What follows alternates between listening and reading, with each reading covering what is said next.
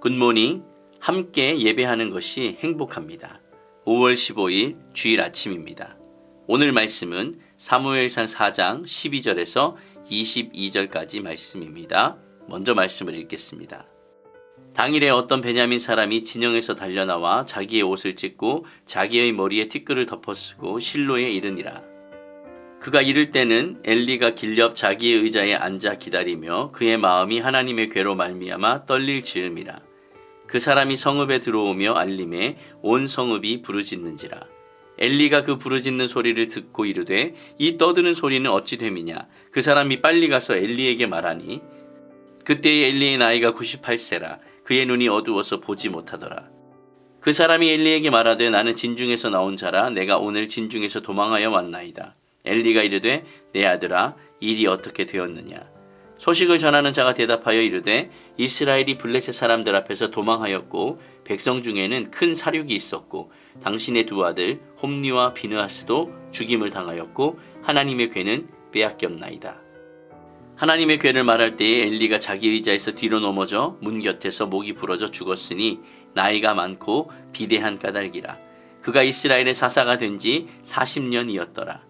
그의 며느리인 비느하스의 아내가 임신하여 해산 때가 가까웠더니 하나님의 괴를 빼앗긴 것과 그의 시아버지와 남편이 죽은 소식을 듣고 갑자기 아파서 몸을 굽으려 해산하고 죽어갈 때에 곁에 서 있던 여인들이 그에게 이르되 두려워하지 말라. 내가 아들을 낳았다 하되 그가 대답하지도 아니하며 관념하지도 아니하고 이르기를 영광이 이스라엘에서 떠났다 하고 아이 이름을 이가봇이라 하였으니 하나님의 괴가 빼앗겼고 그의 시아버지와 남편이 죽었기 때문이며 또 이르기를 하나님의 괴를 빼앗겼으므로 영광이 이스라엘에서 떠났다 하였더라.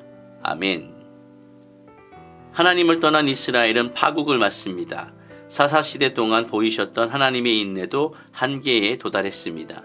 이제 징벌의 날이 기다리고 있을 뿐입니다. 한국교회는 어떠합니까? 다들 하나님의 영광이 한국교회를 떠났다라는 이야기들도 하고 있습니다.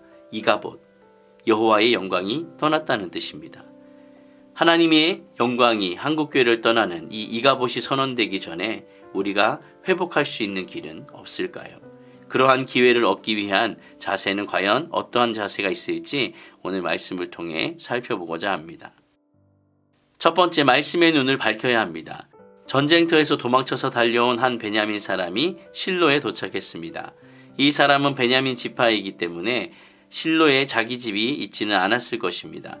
그는 전쟁의 소식을 기다리는 엘리와 다른 지도자들에게 보고하려고 이쪽으로 달려온 것입니다.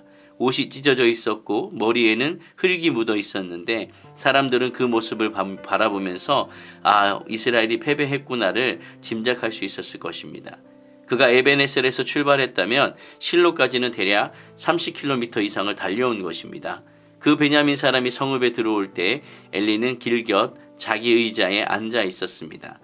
엘리는 의자에 앉아서 길 쪽을 지켜보고 있었습니다. 그의 마음이 하나님의 괴를 걱정하면서 크게 떨렸습니다. 이 순간 엘리에게 중요한 것은 두 아들의 안위보다는 법궤의 안위였습니다.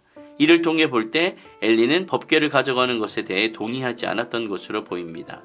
온 성읍이 전령이 전한 소식으로 부르짖는 소리에 엘리는 더욱 불안해져 갔습니다. 그때 전령이 그에게 왔고 그에게서 모든 상황을 전해 듣게 됩니다. 언약궤를 전쟁터에 가져간 것이 잘못이라는 사실을 알고 있었던 엘리였습니다. 이스라엘의 패배가 분명한데 어떤 소식을 기대할 수 있을까요? 그의 영적인 안목은 육신의 눈만큼이나 지금 어둡습니다. 이가봇이 선언되기 전에 갱신의 기회를 위해 우리는 먼저 말씀의 눈을 밝혀야만 합니다. 두 번째, 하나님 우선의 삶을 살아야 합니다. 전령이 엘리에게 나와 보고합니다. 엘리는 그를 내 아들아 라고 부르며 위로합니다. 마음 가득한 불안을 감추고 그는 전쟁의 결과에 대해서 묻습니다. 일이 어떻게 되었느냐? 그 전령이 대답합니다. 크게 세 가지를 말하고 있는데 첫째는 전쟁에 져서 이스라엘이 도망하였고 많은 사람이 죽었다는 것입니다. 둘째, 엘리의 두 아들들도 죽었다라는 사실이었습니다. 셋째, 하나님의 괴를 빼앗겼다는 것이었습니다. 전령이 하나님의 괴에 대해서 언급할 때 엘리는 큰 충격을 받고 실신하였습니다. 정신을 잃은 그가 의자에서 뒤로 쓰러지면서 목이 부러져 죽고 말았습니다. 의자라는 것은 흔히 그 의자에 앉는 사람의 신분을 상징할 수 있습니다. 그러므로 엘리가 의자로부터 떨어진 것은 엘리 가문의 통치가 끝났음을 암시해 줍니다. 엘리는 이스라엘을 40년 동안 사사로서 다스렸습니다. 엘리에 관해 지나치게 부정적으로 평가하지 말아야 할 것입니다. 그가 눈이 어둡고 몸이 비대한 것을 영적 타락 또는 침체의 증거라고 말을 하기도 하지만 사무엘서에서 분명히 말하고 있는 엘리의 실수와 잘못은 두 아들의 죄를 바로잡지 못한 것입니다. 부모이며 사사로서 자기 아들의 죄를 징계하지 못한 것은 분명히 큰 죄입니다. 하지만 오늘날에도 자녀 교육에 실패하는 훌륭한 신앙인들이 얼마나 많습니까? 이 사사시대에도 마찬가지였습니다. 여러분, 사무엘도 마찬가지가 아니겠습니까? 엘리의 안타까운 죽음을 통해 깨닫고 또 배울 것은 배우고 엘리의 긍정적인 측면들도 인정해야만 합니다. 그는 40년 동안 사사로서 백성을 위해 봉사해온 사람입니다. 그는 사무엘을 하나님의 신실한 일꾼으로 교육했습니다. 한나를 위한 그의 축복 기도가 한나의 문제를 해결했습니다.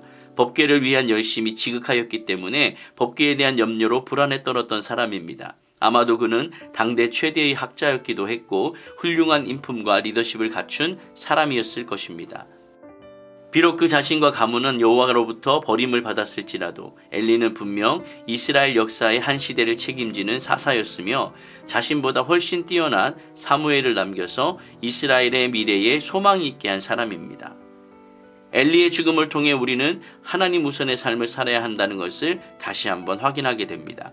하나님보다 더 사랑하는 것이 없도록 주님과 깊은 관계로 나아가기를 소원합니다. 특별히 자녀가 우상이 되지 않도록 하나님의 말씀이 기준이 되는 가정의 문화를 세워가시기를 축복합니다.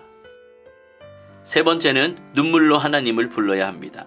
비느하스의 아내가 갑작스러운 진통과 함께 해산을 하게 되는데 그 이유가 하나님의 법궤를 빼앗겼고 시아버지와 남편이 죽었다는 소식을 들었기 때문입니다. 원체 해산이 가까웠기는 하지만 충격적인 소식 때문에 그녀는 그만 그 소식을 듣자마자 해산을 하게 됩니다. 그녀가 해산하고 죽어갈 때 주변에 서 있던 여인들이 그녀에게 아들이 태어났다라는 것을 알리며 두려워하지 말라고 격려했습니다. 그러나 충격과 고통에 사로잡힌 그녀는 여인들의 말에 대답하지도 않고 신경 쓰지도 않았습니다. 비느하스의 아내는 죽어가면서 자기 아기의 이름을 이가봇이라고 불렀습니다. 이가봇에서 이는 없음을 뜻하고 가봇은 영광을 뜻합니다. 다시 말하면 영광이 없다라는 말입니다. 왜냐하면 하나님의 법궤를 빼앗겼고 시아버지와 남편이 죽었기 때문입니다. 하나님의 법궤야말로 하나님의 임재를 상징하는 이스라엘의 영광일진데 그 영광을 이렇게 빼앗겨버렸으니 참으로 이가봇의 상황이 아닐 수 없습니다. 법궤를 빼앗김은 여호와 하나님을 잃어버린 것과도 같습니다. 남편과 시아버지의 부고, 언약궤의 상실 소식을 들은 이 엘리의 며느리는 해산 이후 죽어가며 아들의 이름을 이가봇이라고 이름을 짓습니다. 영광이 이스라엘을 떠났다라는 절망적인 애통입니다. 아들은 얻었지만 소망 없는 미래일 뿐이었습니다. 하나님이 없이는 미래가 없습니다. 우리는 눈물로 희망이신 주님을 불러야만 합니다. 말씀을 정리하겠습니다. 하나님을 두려워하지 않는 백성의 미래는 참으로 암담합니다. 영광이 떠나버린 언약궤는 괴짝에 불과하고 생기 없는 성전은 빈집에 불과합니다. 하나님이 떠나버린 교회는 몸이 사라진 옷처럼 풀썩 주저앉아버리고 맙니다.